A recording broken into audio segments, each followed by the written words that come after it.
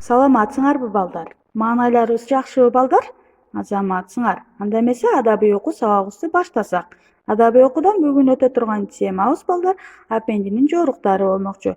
Бүгүнкү сабагыбыздын максаты балдар тема жөнүндө түшүнүк аласыңар, түшүнгөнүңөрдү эркин кеңири айтып бере аласыңар, акылдуу, адептүү болууга тарбияланасыңар балдар. Анда эмесе Апендинин биринчи жоругуна көңүл бурсак балдар. Алдындагы эшеги жа бербей катуу кетип, Апенди жыгылып калды. Карап турган балдар боорлору эзилип, Апенди эшегинен жыгылды деп чурулдашты. Ай, чыткырсактар, деди Апенди. Жыгылбаган күндө деле баары бир эшегимден түшөт элем да деп жооп берген экен балдар. Силерге жактыбы Апендинин биринчи жоругу? Азаматсыңар. Анда эмесе Апендинин экинчи жоругун окуп көрөлү балдар.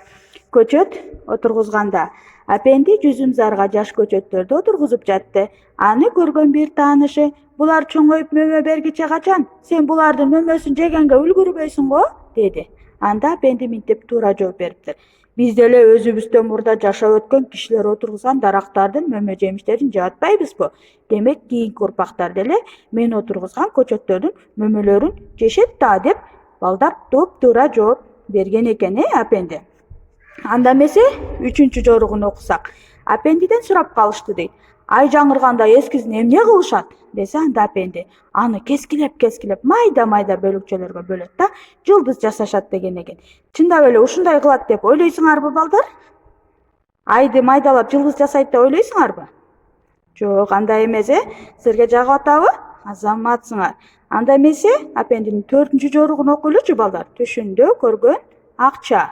Апенди түш көрсө, түшүндө ага 9 сом акча берип жатыптыр.